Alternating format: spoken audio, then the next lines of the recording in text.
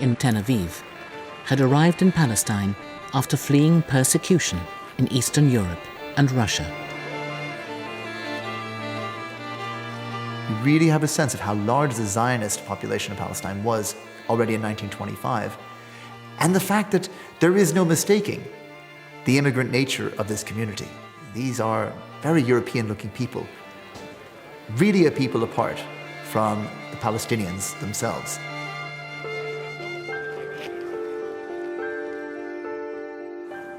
Obviously, these are very one-sided pictures because they only show the Zionist joy. They don't show the reaction of the Arabs to Balfour's visit.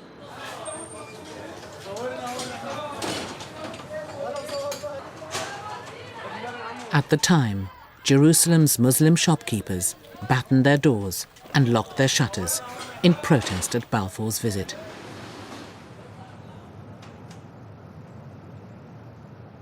People were very upset. There was a general strike. They dressed in mourning. And of course, what Balfour did was a great betrayal. It was considered as a great betrayal to the Arabs.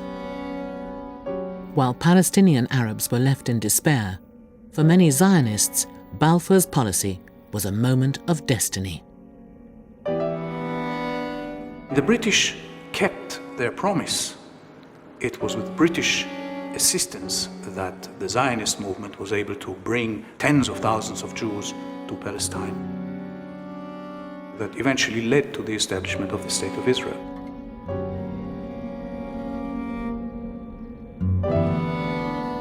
But we also see how inevitable the war between Israelis and Palestinians was. It's not the fault of the British. It was just inevitable. Opening Palestine to the Zionist dream meant war. In 1948, the State of Israel was established. Almost a quarter of a century after his visit, Balfour's promise had become a political reality.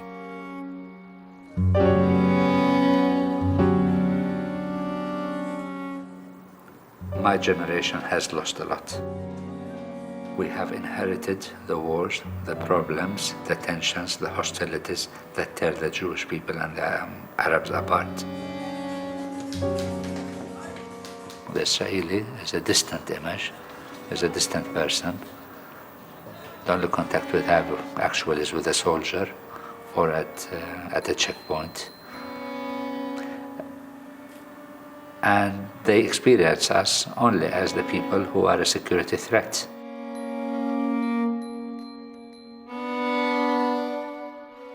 In the years after the Great War, the destiny of the Palestinians still hung in the balance.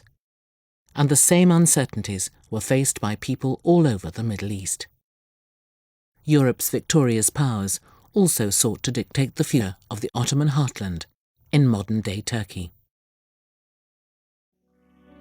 By November 1918, Western Turkey and the city of Istanbul were already under Allied occupation. But a group of young Turks plotted to regain control of the country and build a new nation from the ruins of the empire. The new Turkey wouldn't be the ethnic patchwork of the Ottoman era. Its leaders were determined to create an ethnically unified nation-state. This was the moment at which the old world of the Ottoman multicultural, multi-religious, multi-ethnic empire came to an end, and a new Turkey rose in its place, a secular Turkey for the Turks. In 1922, Albert Kahn sent two of his photographers, Camille Sauvageau and Frédéric Gadmer, to Istanbul. Their film and photographs document the cataclysmic events that led to the creation of modern Turkey.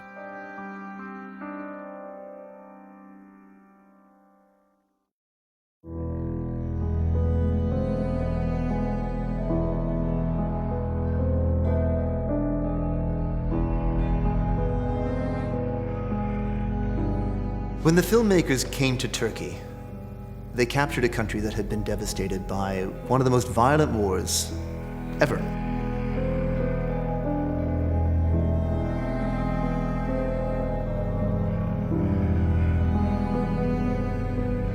films really capture this, the way that cities were devastated,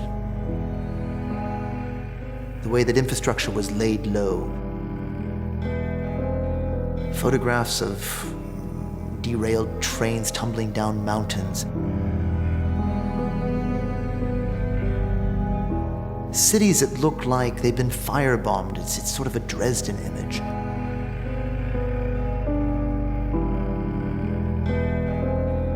From this, the new Turkish Republic would have to be built. But how could you build a country from such rubble?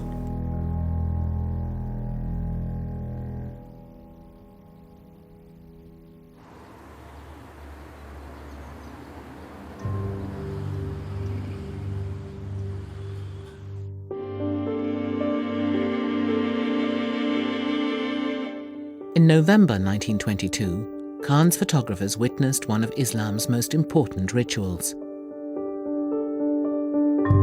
the inauguration of the new caliph, spiritual leader of all Muslims. The Sultan had once possessed this title, but now he was in exile. A new caliph, the old Sultan's cousin, Abdul Mesid, had been elected to take on this role.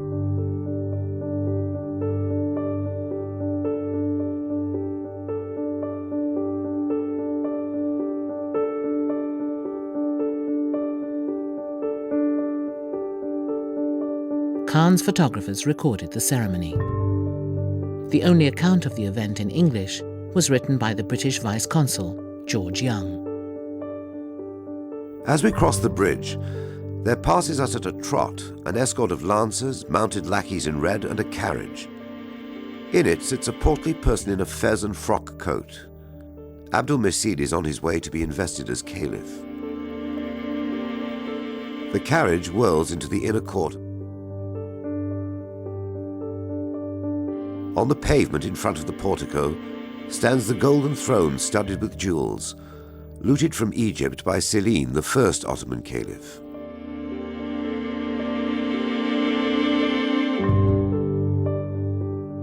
But the new caliph faced an immediate problem. At the end of the First World War, the Allies had occupied Istanbul, and ominously, French and British battleships remained anchored in the harbour below.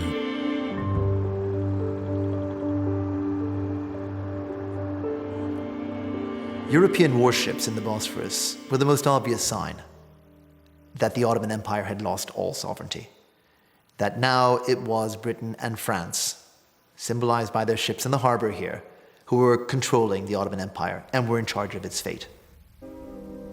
But the Turks were determined to fight back. Their leader was the charismatic Mustafa Kemal, otherwise known as Ataturk, or the father of the Turks. As one of the men responsible for inflicting a disastrous defeat on the Allies at Gallipoli, Kemal had proved himself to be a ruthless political operator and a brilliant military strategist. In this picture, Ataturk is looking very tired. He has every right to be. He's been sort of in struggle, for about 20 years. He was cunning. He had to be, because he was establishing a government and an administration from scratch, and he had colleagues, some of whom he had to dispense with. He was tough, he was a good soldier, he was attractive to women. What he loved more than anything else was, a bottle of raki on the table and talking about big ideas all night with his friends. That's what he liked. He could wear people out with these long, important conversations. Kemal had used his political acumen to prevent his country from becoming yet another outpost of a European imperial power. He wanted Turkey to be modern, secular, and democratic. But Kemal's policies made little provision for the country's ethnic diversity. Fundamentally, Kemal was not interested in a sprawling state which would include large minorities of Greeks, of Armenians, of Arabs, or whatever. He wanted a Turkish state, a secular Turkey for the Turks.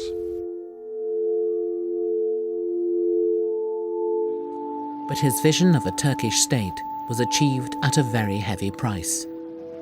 During the war, in what's now considered one of the 20th century's most appalling genocides, the Ottomans had expelled or killed at least 1 million Armenians who'd been living in eastern Turkey. By 1922, the Turks had to contend with what they considered to be another alien presence within.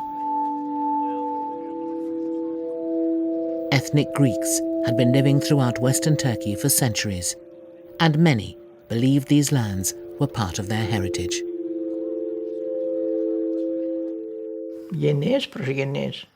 Generation after generation. My grandfather's mother, my mother's father, my mother's and father's father. They all lived and died there. They must have been there for a very long time. There would be a Greek house, and next door there would be a Turkish. They all lived well together. They ate and drank together. They would come to yours, you would go to theirs. They were living happily. They lived in their own little world where the religious distinctions didn't actually amount to very much, because these families had been together for generations and generations and had simply got used to each other. But the friendly relations between the Christian Greeks and the Muslim Turks didn't last.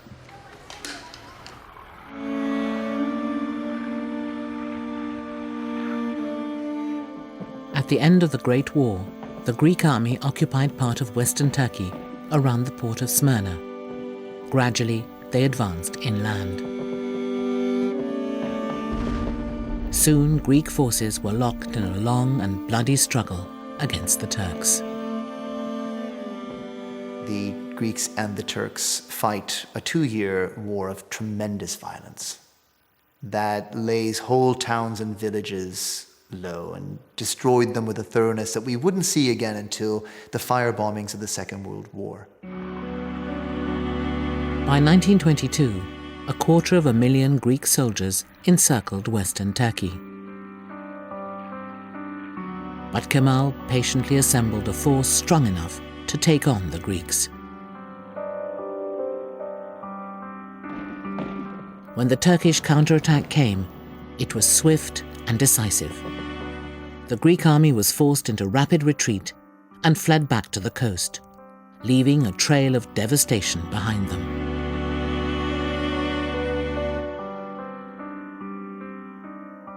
The Greek army, when it was retreating, did what armies traditionally always have done, actually. You can't blame them for being particularly unprincipled about this, but they set fire to every town they retreated through, so as to deny it to the oncoming enemy. You can imagine the effect this would have had on the civilian population.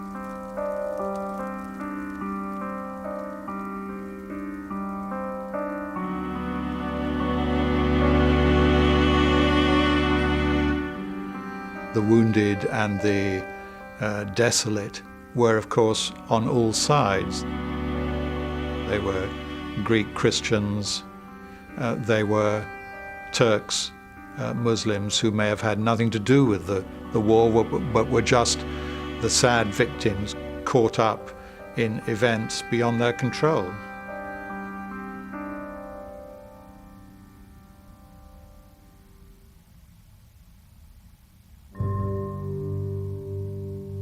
Kahn's photographers recorded the near obliteration of towns like Al-Shahir, when 95% of the houses were destroyed and around 3,000 lives were lost.